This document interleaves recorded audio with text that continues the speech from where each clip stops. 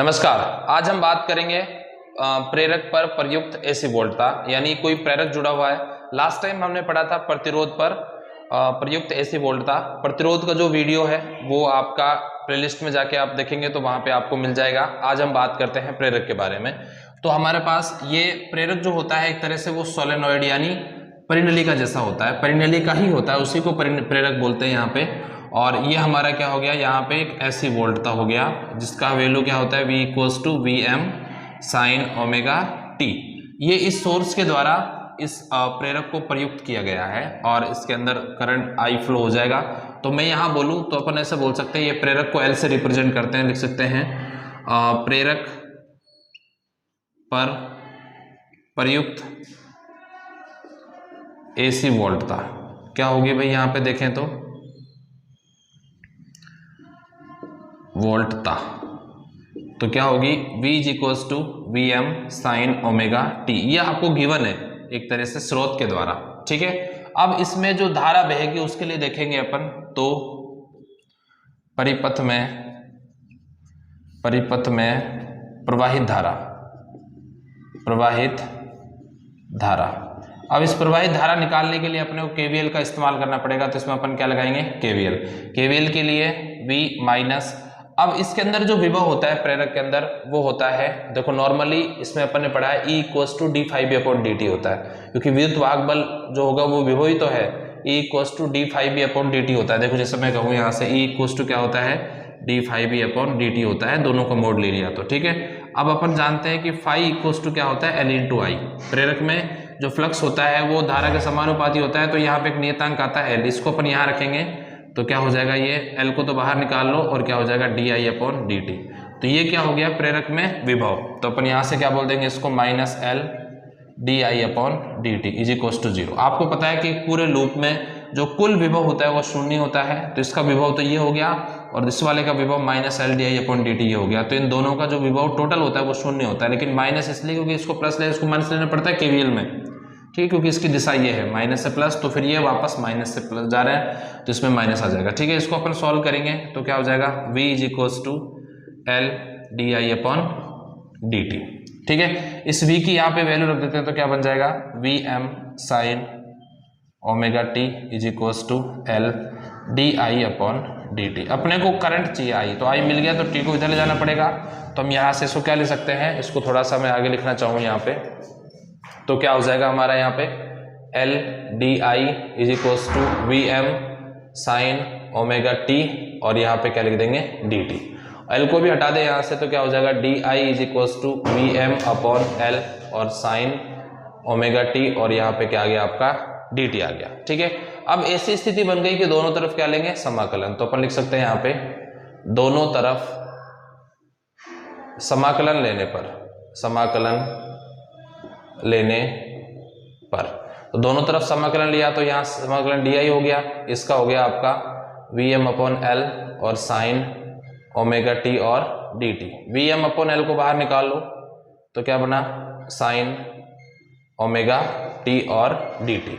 ये क्या हो गया आपका डी आई हो गया। अब देखो यहाँ से साइन ओमेगा टी का अपन सूत्र बनाएंगे, साइन ए टी के से, तो साइन का क्या हो जाएगा वी एम अपॉन एल, इसका हो जाएगा minus cos omega T upon omega. ये क्या होता है, इसका समाकलन होता है, इस वाले का समाकलन, क्योंकि साइन ए टी का फॉर्मूला होता है sine cos minus cos A T upon A. तो वही मैंने यहाँ पे लिखा, ए की वैल्यू यहाँ ओमेगा है तो मैंने यहाँ पे ओमेगा पुट कर दिया, इसका ये हो गया आई।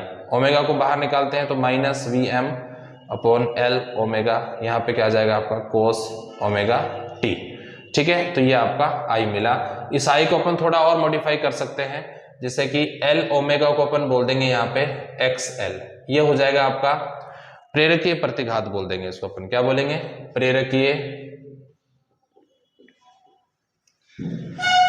प्रतिघात। ये क्या हो गया, प्रेरकीय प्रतिघात, ठीक है। तो यहाँ पे अपन क्या लिखेंगे, I is equals to minus V M upon XL। एक तरह से ये रेजिस्टेंस है, क्योंकि आपको पता है कि जो XL है उसका जो प्रतिरोध होता है, उसका जो यूनिट होती है, मात्रक होता है, वो भी ओम होता है। एक तरह से ये प्रतिरोध की तरह काम करेगा। तो यहाँ पे आ जाएगा कोस ओमेगा टी।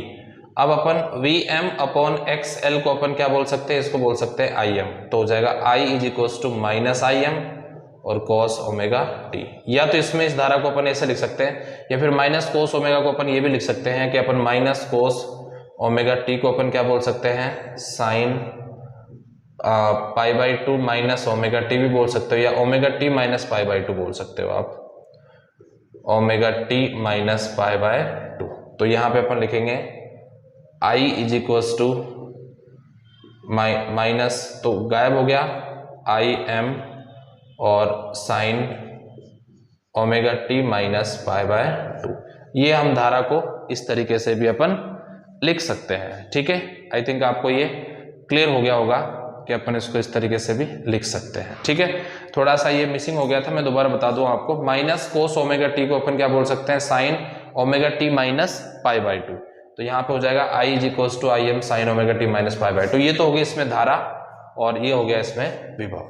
ठीक है, हमने धारा भी निकाल ली है और विभव भी निकाल लिया है। अब इन दोनों के लिए अपन क्या निकालेंगे, एक फेजर आरेख बनाएंगे, तरंग आरेख जिसको अपन बोलते हैं। तरंग आरेख और फेजर आरेख दोनों देखते हैं, ध्यान से देखना एक बार। हम यहाँ पे इसको हटा देते हैं और वीडियोस अगर कुछ कम, जैसे कुछ कई बार कम चीजें समझ आती है ना, तो आप इसको एक से बार रिपीट करके देखा करो तो आपको बेहतर समझ आएगी ये चीजें। ठीक है, तो अपन यहाँ से देखते हैं अपना v इज इक्वल्स टू क्या हो गया, V M sine omega T, और हमारा जो i मिला वो क्या मिला वहां से, आई M sine omega T minus pi by to. ठीक है, इसको चाहे तो आप कोस ओमेगा टी लिख सकते हो, लेकिन ये ज़्यादा बेहतर रहेगा। उसके लिए इसको मैं लिख दूंगा यहाँ पे, आप चाहो जो यूज कर सकते हो, minus I M cos omega T. इन दोनों में से कोई भी यूज करो, कोई फर्क नहीं पड़ता है आपको। ठीक है, अब बस आपको दोनों ही आने चाहिए। यहाँ पे अपन देखें तो अपन सबसे पहले तरंग आरेख बनाएंगे। तो ये अपनी तरंग आरेख हो गई। स्टार्टिंग में देखा आप लोगों ने कि जो v है वो तो सबके लिए समान ही है, और यहाँ पे अपना आ जाएगा फेजर आरेख। तो v के लिए तो ये समान ही वेव बनेगी। ये आपकी वेव क्या हो गई, v equals to V M sine omega T. इसमें तो कोई फर्क ही नहीं, चेंज ही नहीं है किसी का। तो ये इसका मैक्सिमम वैल्यू मिलेगी, इसको हम आगे बढ़ा देंगे इस तरीके से, और यहाँ पे हमारा ये क्या मिल गया आपको, वी एम मिल गया है। ठीक है, अब हमारा यहाँ पे देखो कोस ओमेगा टी, कोस शुरू होता है यहाँ से ऊपर से, लेकिन माइनस है तो इसके जस्ट यहाँ शुरू होगा। तो आपका जो कोस है वो स्टार्ट होगा यहाँ से, इस तरीके से चलेगा। ठीक है, यहाँ पे अधिकतम हो जाएगा, फिर वापस न्यूनतम हो जाएगा, यूँ इस तरीके से चलता रहेगा। तो आपका अधिकतम अगर देखें तो यहाँ से मिलेगा आपको, ये अधिकतम यहाँ से मिला अपने को। तो ये हो गया अपना आई एम, वो भी कौन सा, माइनस आई एम है ना, और ये आपका हो जाएगा यहाँ पे वी एम। तो इसमें वी भी होता है और आई भी होता है। तो आपका ये वाला यहाँ बन गया, तो आई एम आपका यहाँ आ गया। अब देखा जाए तो यहाँ से कितना एंगल पीछे, ये पाई बाय टू, और ये क्या हो गया आपका ओमेगा टी। तो यहाँ पे देखें तो जो यहाँ पे फाई होगा वो कितना होगा, पाई बाय टू होगा, और यहाँ पे जो आपका वी एम है वो तो आगे है और आई एम क्या है, पीछे। तो अपन यहाँ से कह सकते हैं वी एम आगे है, वी एम आगे है आई एम से। ध्यान रखना, वी एम आगे है किससे, आई एम से, और वो कितने कोण से आगे है, पाई बाय टू से। कितने कोण से आगे है, पाई बाय टू से। तो ये तो हो गया आपका फेजर आरेख, क्या हो गया ये आपका फेजर आरेख, और ये हो गया आपका तरंग आरेख, तरंग आरेख। ये हो गया आपका तरंग आरेख। इस वाली समीकरण के लिए बोले तो ये हो गया I is equals to minus I M cos omega T, या फिर इसको ये भी बोल सकते हो। ठीक है, आई थिंक ये आपको फेजर आरेख और तरंग आरेख दोनों बहुत अच्छे से समझ आ गए होंगे। अब हम इसके बारे में बात करते हैं। अब इसके हम उसके बारे में बात करते हैं, इसके शक्ति के बारे में। और शक्ति भी हम दो तरीके की होगी यहाँ पे, एक तात्विक शक्ति मानेंगे, एक अपन औसत शक्ति निकालेंगे। और मैंने ऐसे ही प्रतिरोध में भी निकाला था, उसी तरीके से हम यहाँ पर भी निकालेंगे। ठीक है, और अब देखते हैं यहाँ पे शक्ति। सबसे पहले हम देखते हैं तात्क्षणिक शक्ति। सबसे पहले क्या देखेंगे, तात्क्षणिक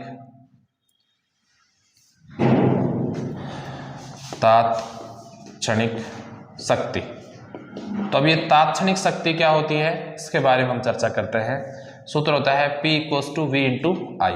अब V का सूत्र वहां पे है V M sine omega T, और आपके ये वाला सूत्र भी है यहाँ पे आई एम, ये माइनस आगे आ जाएगा कोस ओमेगा टी।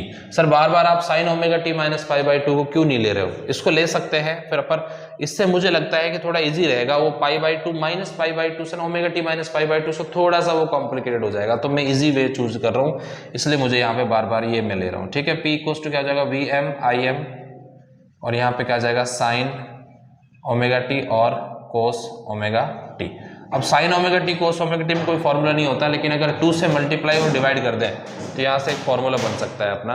उस फॉर्मूले को हम देखें तो हम यहाँ से लिख सकते हैं, देखो P is equals to minus V M I M upon 2 into 2 sine omega T cos omega T. कुछ नहीं किया मैंने, यहाँ पे 2 से गुणा किया है और 2 से ही हमने यहाँ पे डिवाइड किया है। नियम अनुसार ऐसा कर सकते हैं। अब ये 2 साइन ए कॉस बी बन गया, इसको अपन क्या फॉर्मूला बन सकता है, P is equals to minus V M I M upon 2, ये तो हो ही गया आपका, इसको बोल सकते हैं साइन 2 ओमेगा टी। एक्चुअल में ये फॉर्मूला होता है 2 साइन ए कॉस बी का फॉर्मूला होता है साइन 2a, इसका फॉर्मूला बनता है, ये ध्यान रखना, ये इसका एक फॉर्मूला है मैथ्स में। ठीक है, आपको बेटा याद रखना पड़ेगा ये, अगर आप प्रॉपर इसको याद रख पाओगे तो आपका ये क्या मिल गया, आपको आपकी तात्क्षणिक शक्ति मिल गई। क्या मिल गई आपको, ये तात्क्षणिक शक्ति। अब निकालते हैं हम यहाँ पे औसत शक्ति। मैंने कहा ना कि औसत शक्ति के लिए सेम वही डेरिवेशन है जैसे हमने पढ़े थे यहाँ पे, तो अपन लिखेंगे P average is equals to, तो यहाँ हो जाएगा 0 से t और यहाँ p और dt अपॉन 0 से t और dt। ये इसका सूत्र होता है, मैंने पहले भी आपको बोला है कि इसको याद रखना पड़ेगा। एक्चुअल में औसत शक्ति का ये सूत्र इसलिए होता है क्योंकि ये सबका जोड़ है टाइम के रेस्पेक्ट में, और फिर टाइम के रेस्पेक्ट में ही जोड़ का अपन भाग दे रहे हैं। तो औसत का मान ये होता है सभी को जोड़ दो, फिर जितने जोड़ में नंबर है उसका भाग दे दो। तो ये वही है, जितना समय लग रहा है यहाँ से यहाँ तक का उसका भाग दे रहे हैं, और p को हम जोड़ रहे हैं टाइम के रेस्पेक्ट में 0 से लेके t तक। इस p को जोड़ रहे हैं टाइम के रेस्पेक्ट में, मतलब समय के सापेक्ष 0 से लेके कैपिटल T तक, यानी एक पूर्ण चक्र में। ठीक है, तो वो चीज हम यहाँ पे लगाएंगे।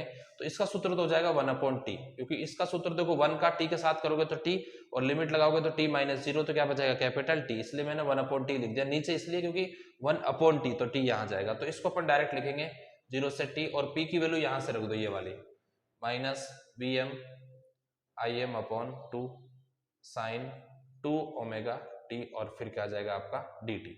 अब इसका अपने क्या करना है, समाकलन करना है भाई। ठीक है, अब इसका समाकलन करना है तो अपन देखते हैं यहाँ पे, तो क्या हो जाएगा P average is equals to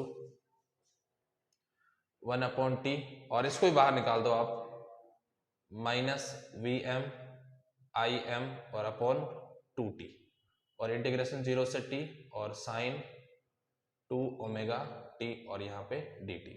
अब इसका इजी हो जाएगा, P average is equals to minus V M I M upon 2t, और यहाँ पे जो आपका साइन 2 ओमेगा टी होगा, इसका जो समाकलन बनेगा minus cos 2 omega T upon 2 omega.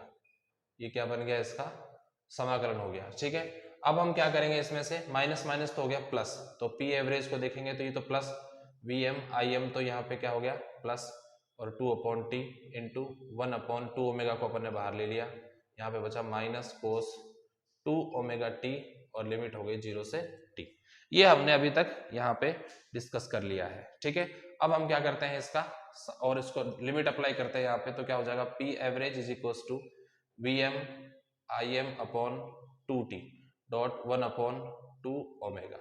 यहाँ देखो बेटा, माइनस कॉस 2 ओमेगा की वैल्यू होती है 2 पाई अपॉन टी, और स्मॉल t की वैल्यू रखेंगे पहले t, फिर माइनस, फिर वापस माइनस आएगा, और फिर कोस 2 इंटू 2 पाई अपॉन टी और मल्टीप्लाई बाय 0, ये वाला यूज होगा।